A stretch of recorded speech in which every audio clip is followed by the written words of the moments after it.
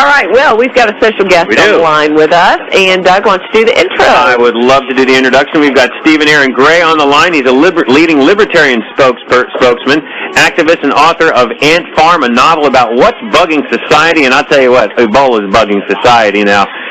We have got NSA surveillance. We've got drones in the sky, and now quarantines. Welcome to the show, Stephen. Boy, I'll tell you what. What's your take on all this? And I know we chatted about it a little bit last night. And welcome to Talk of the Town. It's a pleasure to have you on here. Oh, thank you so much, guys, for having me on the show. Oh, you're welcome. And happy Halloween, by the way. Yeah. Yeah. So, are you going to quarantine? Huh? I said and same to you. Oh, well. So, are you going to quarantine yourself for Halloween? Yeah, it's the only responsible thing to do, right, guys? Yeah, there you go. Or take a bike ride. Somebody might sneeze on you. Yeah, somebody might sneeze on you. Well, what do you think? You know, I was thinking about this when we talked last night, and, there's so much of this quarantine stuff going on. We've got the troops being quarantined. I got no problem with that. Where I have a problem with, and I know you're a libertarian, is when the federal government comes in and tells me I have to be, the federal government now tells me I have to be quarantined. I think this should be a states issue. Let the states handle it. These are not federal problems in my book. I believe the borders should be closed as a result of this. But what's your take on all this? Well, I mean, haven't we learned anything? I mean, can the state really be trusted to gather people together that they deem to be dangerous? I think we've probably learned that that's not a good idea. I know it's going back quite some time, but, Japanese internment camps come to mind. It's not quite the same, but it's still not something that makes me very comfortable.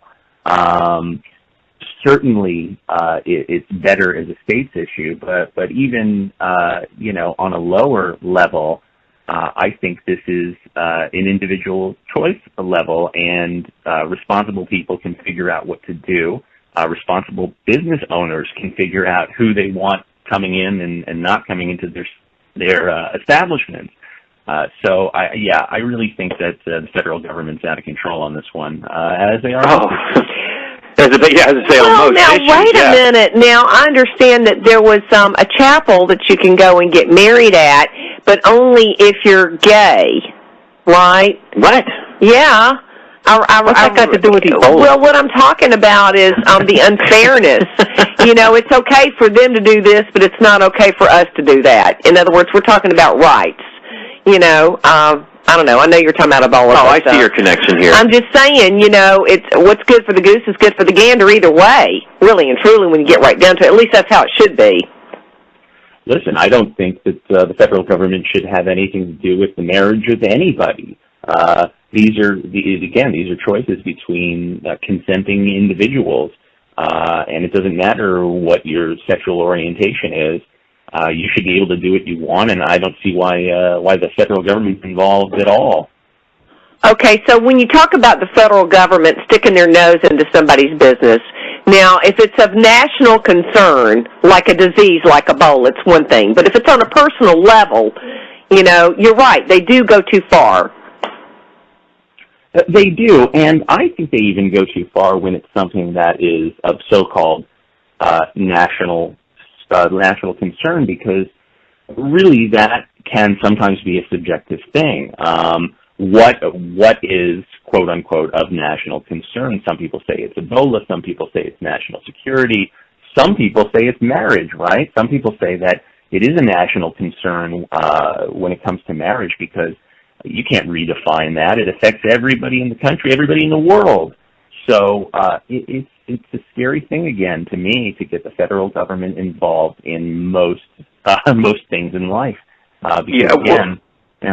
Sorry, go ahead. Let me ask you this, Stephen. Okay, I agree with you 100% here, except for the fact, maybe let's make this 99%, that you have these people, these individuals like this nurse up in Maine, who are totally disregarding what the medical parameters of this disease are.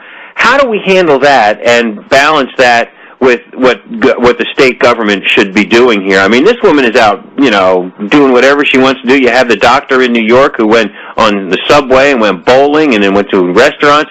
I mean, how do we come up with a balance here? Well, it's a difficult situation, of course, and there's no perfect solution that protects everyone absolutely. we live now in a culture where people think that they're supposed to count on the government to take care of everything for them. And that's really one of the themes in my book, Ant Farm.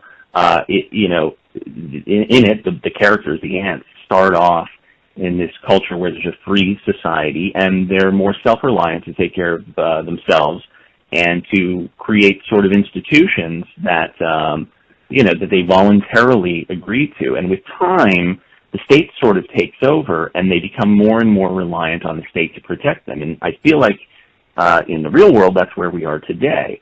And so it really would require a more longer-term shift in culture where people stop counting on the government to take care of them. And I think if you have something like that, then then again, people and non-state run business owners can figure out how to handle these things on a personal level. If people were relying on the government less, then this nurse, Casey Hickox, defying quarantine, if that really bothered people, she would be ostracized. Businesses would not let her in. You wouldn't need state intervention to take care of this. People would be able to figure this out on their own, like they figure out so many other things in the absence of government intervention. And see, therein lies the problem, though, when you have people like her that have a total disregard for other people. And I find her incredibly selfish here, but I don't know what the answer is. Yeah, there is no immediate solution because we've built a culture that where people are reliant on government. I've read that she shows no signs of Ebola. She's come back testing negative. So is she irresponsible? So did the doctor at first. So did the doctor at first in New York. No, you're absolutely right. So sure, there's a chance that she has that, and if people were again less reliant on government to take care of them, they would be much more cautious about their everyday dealings. And again, they'd be able to ostracize this person. They'd be able to say, "Oh, you're not coming in my store. And that would sort of be a problem that people would be able to take care of on their own, instead of relying on the government, on nanny government to take care of every little thing for them, including this. But now somebody actually, or a couple of people have made some comments on what you've been saying. One person says, marriage is not a government issue, however, divorce and the division of communal property is. Yeah, and then somebody else says the government made marriage a government issue when they started charging for marriage licenses. Then they put a tax penalty on it. She is anti-American, just like a typical liberal. Yeah. Well, she is a liberal. You know that for a fact. Yeah, just like a typical liberal. So, that's a good point there, those Stephen. are some excellent points, Stephen. What do you think? Those are good points, and my answer to that, just like the answer to most things, is why does government have to be involved in divorce? Why does, for the first issue, and second issue, why does government have to be involved in granting marriage licenses and charging money for it and giving tax benefits for it? If the state gave those kinds of benefits to every individual and there was no benefit granted from the government, no additional benefit given out from the government for being married, then again this would be a non-issue. And for divorce, again, these are things that can be handled by non-state-run arbitration companies. Marriage is just like any other contract, and a contract contract dispute doesn't have to be settled by the state. There are non-state-run arbitration companies that can handle that kind of thing just fine. That's a pretty interesting concept. Now, the thing is, though, is, like a lot of times, and we see it happening here, where you've got a big corporation, handling and everything, and then things become unfair, and, there's only a couple of companies handling it. They get out of control with their fees, their costs, whatever, no competition. Yeah. I don't know. It could run amok that way, too. So I don't mind having, a little bit of things overseen, but I guess they could eliminate a lot of this with just, say, a flat tax, and in states, you know. Or the fair tax. I mean, any way to get rid of the IRS. Yeah, bottom line. Yeah. That would solve a lot of the issues if the IRS were just completely eliminated.